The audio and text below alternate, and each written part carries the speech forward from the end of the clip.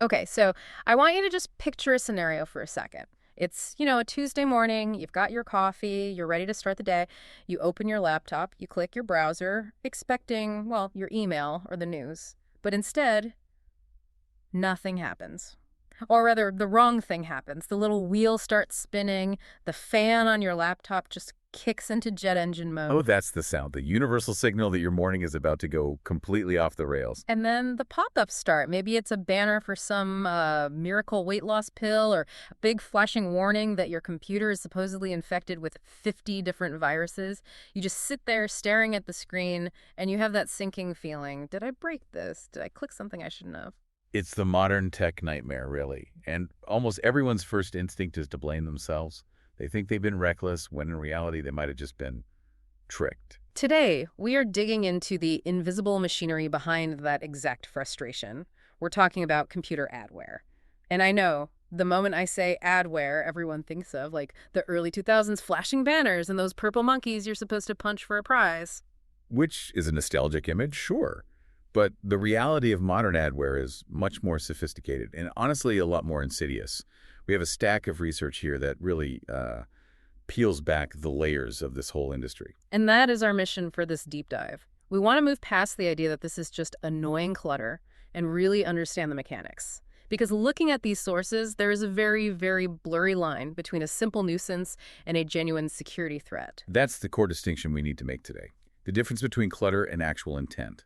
Because one just slows you down, but the other can actually compromise your identity. So let's start with the basics then. If we strip away all the jargon, how are we defining adware in this context? At its most basic level, the definition is right there in the name. Advertising-supported software. It's any software that displays unwanted ads on your device. But, and this is important, if you look at the security literature, there's a very specific, very important qualifier that keeps coming up. I noticed that. It's that phrase, without the user's clear consent. Exactly, and that word clear is doing a lot of heavy lifting there. Because technically, in the eyes of the law, you might have given consent. You clicked a button that said, I agree. But did you really understand what you were agreeing to? Did you know that by installing a free calculator, you were also agreeing to let a marketing company monitor your web traffic? Right. It's the letter of the law versus the spirit of the law. It feels like a violation because you didn't knowingly invite it in. It's like inviting a plumber over and then finding out he's also decided to live in your guest room. That's a great analogy. And the research really outlines a spectrum here. On one end, you have what they call merely annoying adware. This is the stuff that isn't trying to steal your bank login, but it is definitely trying to monetize your attention. So this is the digital litter, the extra search bars, those coupon clippers that pop up when you're on Amazon. Exactly. It creates clutter, it interrupts your workflow, it makes the machine feel, trashy. But then as we slide down that spectrum, we get to malicious adware. And this is where the conversation shifts from just ugliness to danger. The sources use some pretty strong language here. They talk about a shift from display to surveillance. Malicious adware tracks user behavior. It collects personal data. And, maybe most concerningly, it exposes the user to further cyber risk. It's not just sitting there passively showing you pictures of shoes. It's active. It's watching. Okay, I want to unpack that tracking aspect because I feel like we hear that word a lot. Google tracks you, Facebook tracks you. How is adware tracking any different from just, using the internet? It all comes down to access and persistence. When a website tracks you, they're usually limited to what you do in that browser or on their specific network of sites. Adware is software that's installed on your actual operating system. It has a seat at the table. It can potentially see everything you do across different browsers, different applications. So it's building a much more complete picture, a dossier almost. Precisely. It's building a digital fingerprint. It knows you're looking for a new car, it knows you're worried about a medical symptom, and it knows you visit gambling sites on Friday nights. It aggregates all that data to build a profile that is then sold to the highest bidder. Which brings us to the question that always drives me crazy.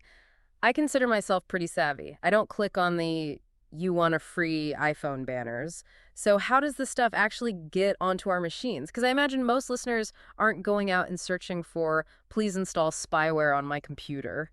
This is the part of the research I found most fascinating, because it's less about hacking code and much more about hacking human psychology. It's an economic model called paper install. Paper install. Okay, break that down for us. Imagine you're a developer. You have a handy little tool, maybe a free video converter or a PDF merger. You want to give it away for free, because that's what people expect online, but you still have bills to pay. And you can't pay the rent with thank yous. Exactly. So an adware company comes to you and says, hey, for every person who installs your PDF tool, we'll give you $1 if you also bundle our search assistant with it. So the developer basically becomes the carrier, the Trojan horse. Yes. And this leads to the #1 vector, bundling. You find a free tool you genuinely need, you download the installer, and this is where our own user behavior kicks in. We are all trained to rush. We want the result now. The next, agree, finish dance, I have done it 1,000 times. We all have. And the adware designers know that. So somewhere in that flurry of next clicks, there was a screen. It looked like a standard legal agreement, but buried in there was a checkbox, usually already checked, that said, yes, I also want to install the Super Shopper toolbar. That is just, it's so sneaky. It relies entirely on our impatience, on us just being on autopilot. It absolutely relies on pattern behavior, but the source material notes it gets even more deceptive than just a pre-checked box. They talk about dark patterns and these misleading download buttons. Oh, these are the absolute worst. You go to a file hosting site to get a driver or a patch, and there are 5 different buttons that all say download. It's a visual minefield. You have the actual download link, which is usually some tiny gray text link.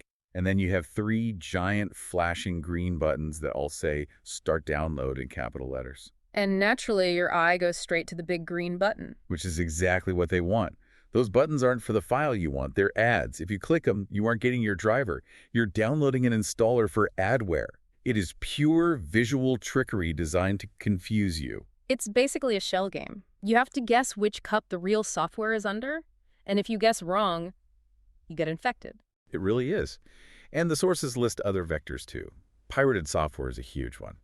If you're engaging in software piracy, trying to get a cracked game or an expensive design program for free, you are pretty much walking into a trap. That makes sense. I mean, if you're trying to bypass the rules to get something illegal, you can't really complain if the file you get is dirty. Precisely. You are stepping way outside the safe zone of the internet. Another big vector they mentioned is the fake update. Is that like those pop-ups that still say, your Flash player is out of date? I feel like I haven't used Flash in a decade, but I still see those. Exactly that. Or, system warning, your drivers are outdated. They mimic the look and feel of legitimate system notifications. They use the same fonts, the same colors as Windows or Mac OS. They're designed to create a sense of urgency. So it's leveraging fear. You see a warning, you panic, and you click update just to be safe. But by clicking update, you're actually downloading the adware. They take the advice security experts always give, keep your software updated, and they weaponize it against you. That is what makes it so sinister. It's mimicking responsible behavior. So, let's say the trap springs. You click the wrong green button or you rush through an install. The adware is on your system. What does life look like now? What are the symptoms? Well, the most obvious one is the visual chaos, right? Yes, the pop-ups. But it's not just seeing an ad on a website. It's seeing ads where they physically shouldn't be. You might see a banner ad injected into the top of a Wikipedia page, or a pop-up that appears on your desktop when you don't even have a browser open. That's that ghost in the machine feeling, like something is living inside the hardware itself. And then there are the behavioral changes. The source notes that adware will often redirect your browser. This is known as browser hijacking. Oh, I've seen this on my parents' computer. They'll type in google.com, hit enter, and suddenly they're on some weird My Search 123 page that they've never seen before. That is a classic symptom. You're trying to turn the steering wheel left and the car forces you to go right. The adware has gone in and altered your browser's internal settings to force you to use their search engine. But why? Just to annoy us. Money. It's always about money. If you use their search engine, they get paid for every single ad you click on that results page. They are monetizing your confusion. And I'm guessing you can't just go into the settings and change it back. You can try, but often the adware has persistence. It's actively monitoring your settings. If you change your homepage back to Google, the adware just notices and flips it back to My Search 123 the next time you reboot your machine. It literally fights you. And while this whole battle is happening, the computer itself is suffering. The source mentioned a pretty significant performance impact. Well, think about it. All this extra software, the trackers, the ad injectors, the redirected searches, it all takes up computing power. It's using your RAM. It's eating up your processor cycles. It's resource theft. It is. It's a parasite feeding off its host. If your computer suddenly feels like it's swimming through molasses, it's often because there are 5 or 6 invisible programs running in the background, serving ads you can't even see. Okay, so my computer is slow, I'm seeing ads for suspicious dating sites, and I can't use the search engine I actually want. That is incredibly frustrating. But I want to pivot to the so what here. Is this just an annoyance tax I have to pay for being careless? Or is it actually dangerous? This is where we need to be really clear. If you look at that spectrum we talked about, the shift to malicious is where the real damage starts happening. We already mentioned the privacy compromise, the tracking. But the source describes adware as a gateway drug or a bridge. A bridge to what? To serious cybercrime. The source says it can lead users to phishing or malware-infected sites. Okay, connect the dots for us. How does a simple pop-up lead to a major hack? Think about the quality of the ads being shown by adware. Google, Facebook, reputable ad networks, they have standards. They scan for malware. They try to filter out the obvious scams. But adware networks, they are the Wild West. They will take money from anyone. So the ad that's popping up on my screen might not just be for a product, it might actually be a trap. Correct. You click a deceptive ad served by the adware, and boom, it takes you to a phishing site that's designed to look exactly like your bank login page. Or it initiates what's called a drive-by download of actual malware, ransomware, keyloggers, the really nasty stuff that encrypts your files and demands Bitcoin. So the adware itself might just be annoying, but it's holding the door open for the guys wearing ski masks. It lowers your defenses. It creates a breach in the wall. And once you get used to just clicking away random windows, you're much less likely to notice when a real security warning pops up. You get what they call alert fatigue. The source also mentioned bloatware and additional unwanted programs. Is that part of this same cycle? It's the party analogy. You let one uninvited guest in the adware, but that guest then invites all of his friends. The adware might have the ability to download and install other programs without asking you again. So you wake up one day and you suddenly have 5 different toolbars, a system optimizer you never asked for, and a weather widget that's always wrong. And your computer is grinding to a halt because it's trying to run all of them at once. It's a crowded house, and everyone is trashing the place. Okay, I think we've really established the stakes here. This isn't just about closing a pop-up window. This is about keeping your device secure and protecting your identity. So, how do we practice good digital hygiene? What does the source material tell us about protection? It all starts at the source. The golden rule is download software only from trusted sources. Which means, what, the official app stores or the developer's actual website? Exactly. Avoid the third-party download aggregators. You know the sites, the ones that promise free downloads of everything are just covered in a million ads. They are the middlemen. They are often the ones adding the bundles to make a profit. If you need a specific program, say VLC Player, go to the actual VLC website. Don't get it from Bob's Free Software Shack. And what if I have to download something from a less than perfect source? Or even if I am downloading legitimate software? Then you have to slow down. The source emphasizes reading the installation prompts carefully. We have to stop the frantic clicking. We have to break that next finish habit. You have to treat the installation process like a contract you are signing, because in a way it is. And here's probably the biggest tip from the research. Look for the custom install or advanced install buttons. You know, I usually avoid those. Advanced sounds kind of scary. It sounds like I need to know how to code or something. And that is exactly what they want you to think. They use that language to scare you into the standard or express installs, which is the one that includes the bundle. But usually advanced just means, let me choose what actually gets installed. So if I click advanced, that's where the secrets are hiding. That is almost always where they hide the checkboxes for the bundled software. You click advanced, and suddenly you'll see a list. Install Program X, install Toolbar Y, install Search Z, and you can uncheck them. It's the opt-out. It's the opt-out. You have to manually uncheck those boxes to keep your machine clean. You have to assume the adware is there until you prove it isn't. What about tools? Can we use technology to fight back against this technology? Absolutely. The source lists reputable antivirus and ad blocking tools as being essential. How does an ad blocker help with downloads, though? I always thought that was just for stopping YouTube ads. A good ad blocker can actually hide those fake download buttons we were talking about. It can stop the bait from even appearing on your screen.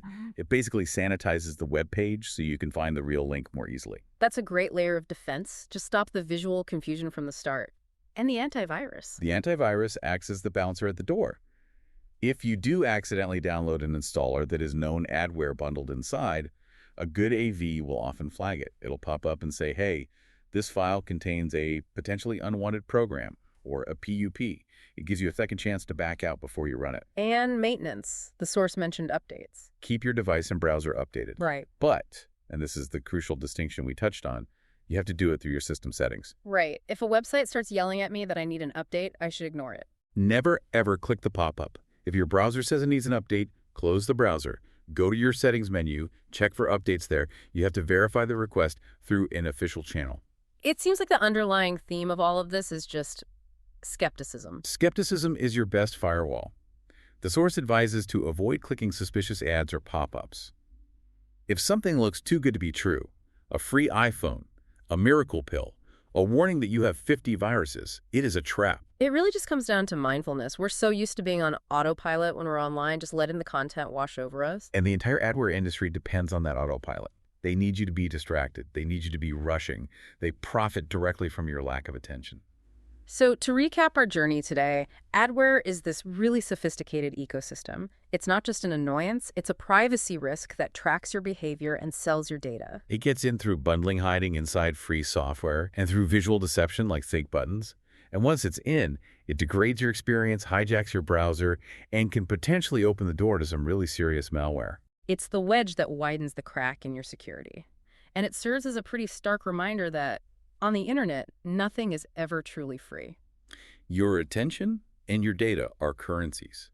They're incredibly valuable. That's why this software exists in the first place. Companies are willing to pay developers to get access to your screen. I want to leave everyone with a final thought based on that bundling concept we spent so much time on. It's something that really stuck with me from the source material. We always say the best things in life are free. But in the digital world, free usually has a big asterisk next to it. Exactly. So if the software you are downloading is free, but it comes bundled with adware that tracks your behavior, monitors your habits, and sells your attention, is the software actually free? Or are you just paying for it with a currency you can't see, your own privacy? That is the question everyone should be asking before they hit that download button. Thanks for listening to this deep dive. Stay safe out there, stay skeptical, and please read those installation prompts. Take care, everyone.